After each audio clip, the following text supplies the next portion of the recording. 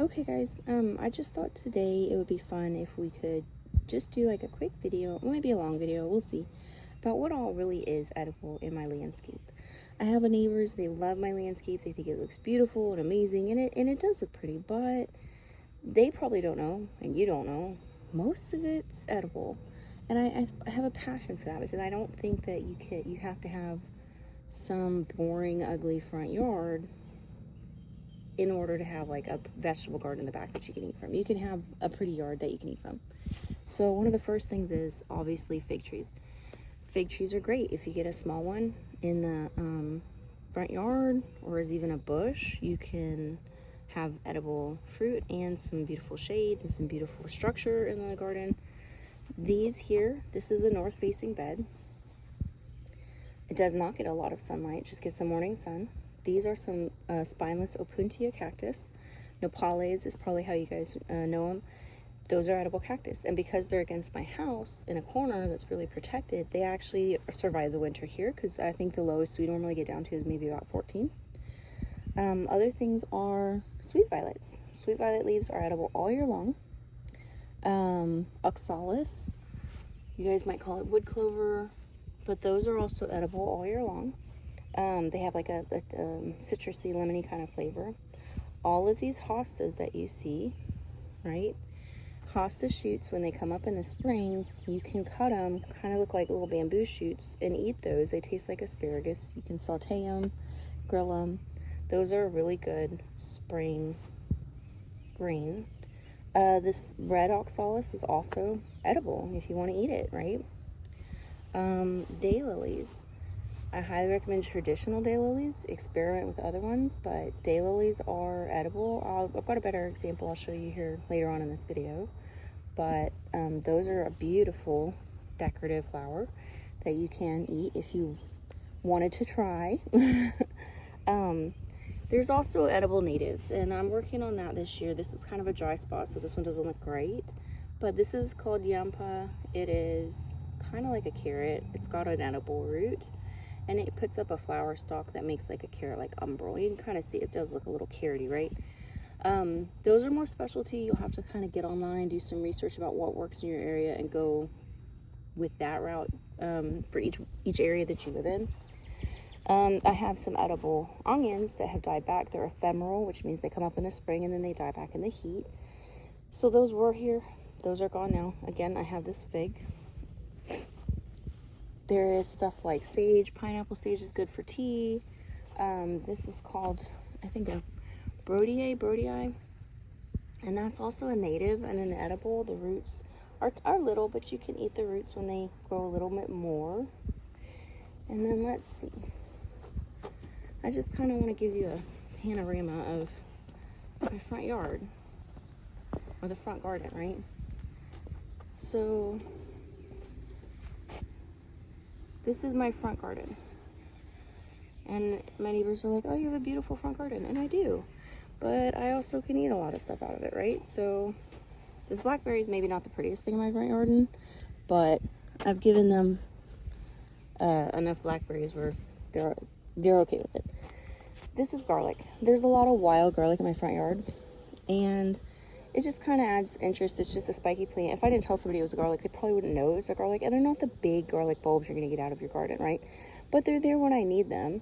If I've already used up my garlic for the year, if I lose my garlic harvest in my vegetable garden, if it just doesn't do well, I always have garlic here that I can eat.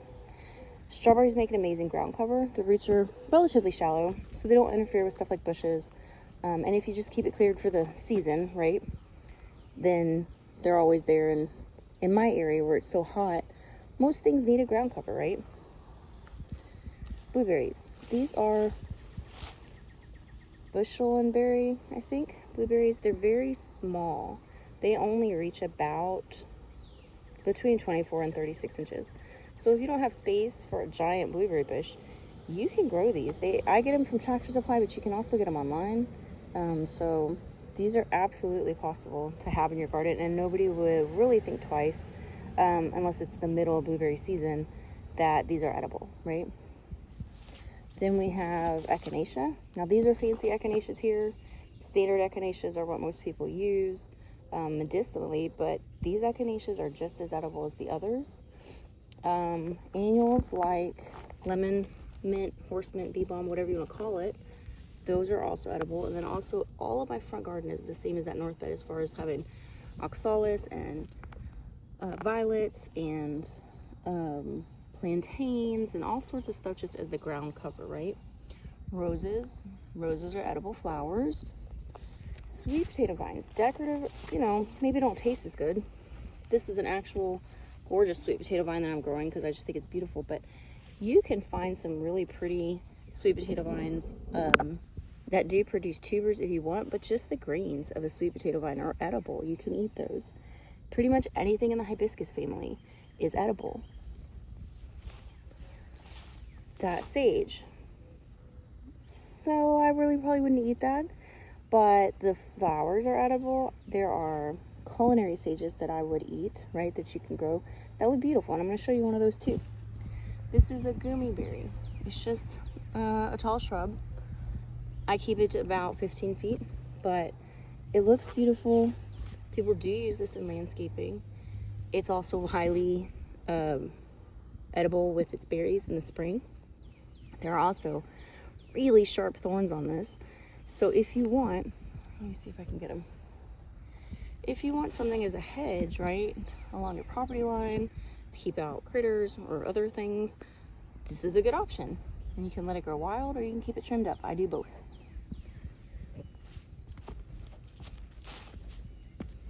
More daylilies.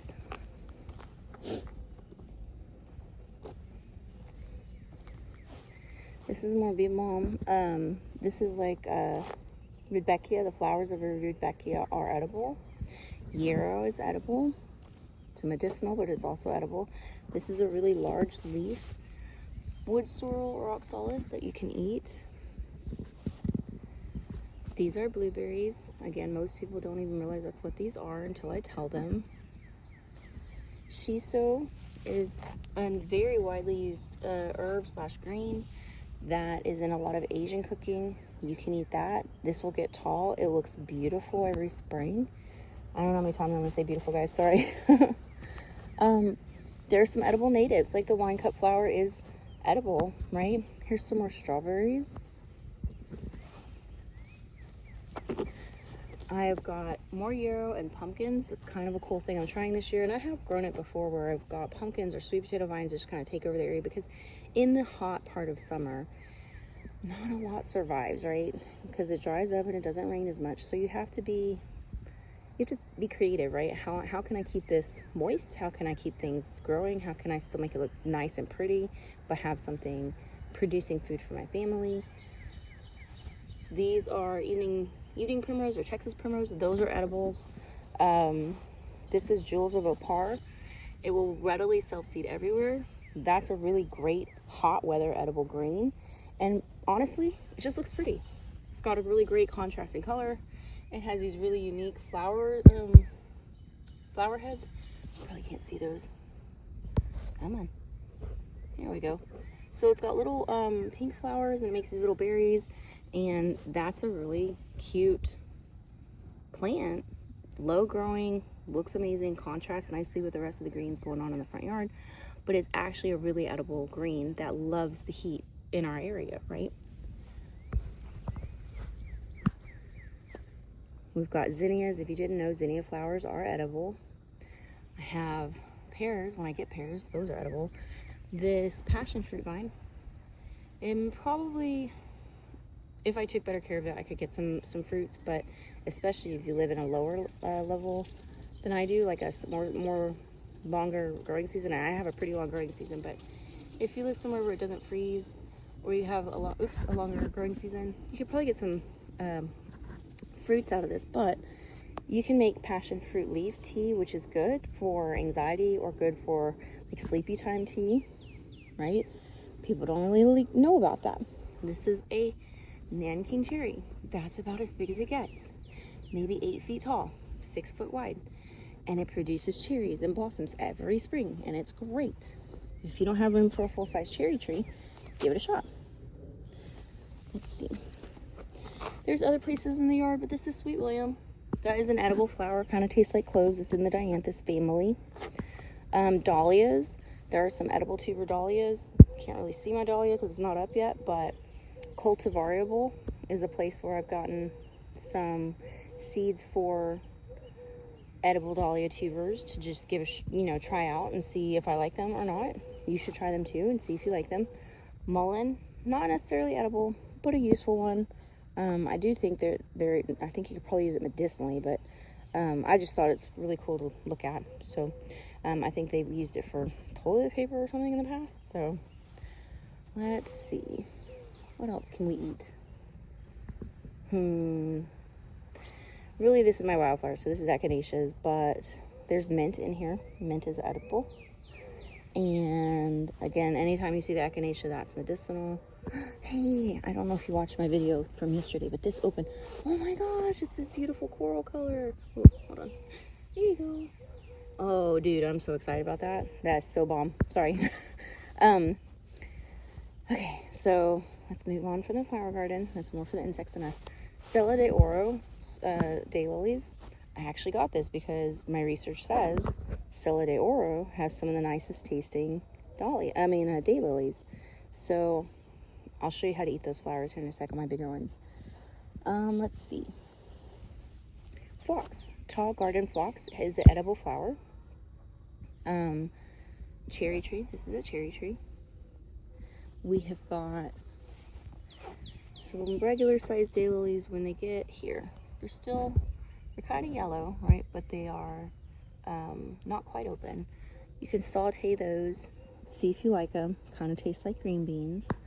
There are some walking onions. You can put potato onions in here, whatever kind of onions you want, but it's a really interesting visual display, but also it's edible, right? Mountain mint is also edible. I don't love it, but it's something you could use medicinally or make a tea out of. Turmeric. Turmeric grows and it looks like some tropical canna lily in my front yard. People think it's beautiful, and it does actually make these beautiful white flowers. But underneath, I have a ton of turmeric tubers that you basically just pull up in the spring, and you freeze them or dry them and powder them. And turmeric is an amazing anti-inflammatory. It tastes good. You put it in your chicken soup, whatever you want, right? But this is something that comes up, and I've got another stand I'll show you. And nobody really realizes I eat this stuff, right? So, my Gorilla pumpkins over here. This is Carolina spice bush. You can use the bark as a seasoning, but I mean, I don't. It just is an interesting looking thing. Another fig. This is Turk's cap. Turk's cap flowers are edible. Like I said, anything in the hibiscus is generally edible. It's a little mucinologinous. I can't say that word very well, but the leaves. But I mean, if you're hungry, there's some food, right? That goes for okra as well. You can eat okra leaves. Cranberry hibiscus, right? All of those are edible. So let's see. This used to be some World's Best mulberry. I cut them down because they were just getting really big, and I didn't love mulberries in particular. But you could have mulberry trees. Those only got about 15 feet tall, and they made a really good screen, and they get berries every year. Let's see, mullygrass. Not necessarily edible, but you can weave with it. That's a pear. I got a lot of pears going on in here.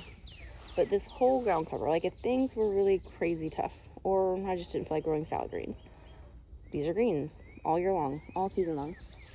Spiderworts. Spiderworts are actually edible, technically. Now that's something I would probably eat if I was really desperate, because they are kind of slimy, I'll be real. But it's edible if you needed it, right? Blueberry bushes. Nobody knows those are blueberry bushes. Not this year, especially because they look rough. But, you get blueberries. People don't really know that's what they are. And then you eat them. Let's see. Aronia berry. I don't really get too many because it's really shaded here. And aronia berries are pretty astringent. Okay, this is my stand of turmeric. And it gets about yay tall. It's gorgeous. And people think this is just some pretty tropical accent, right, that I put in my garden. And it is, but it's also super useful. These are traditional daylilies. They're big, they're orange, they're not double blossoms. And these will give you a really nice size bloom to saute and eat. Okay, so there's some chives over here.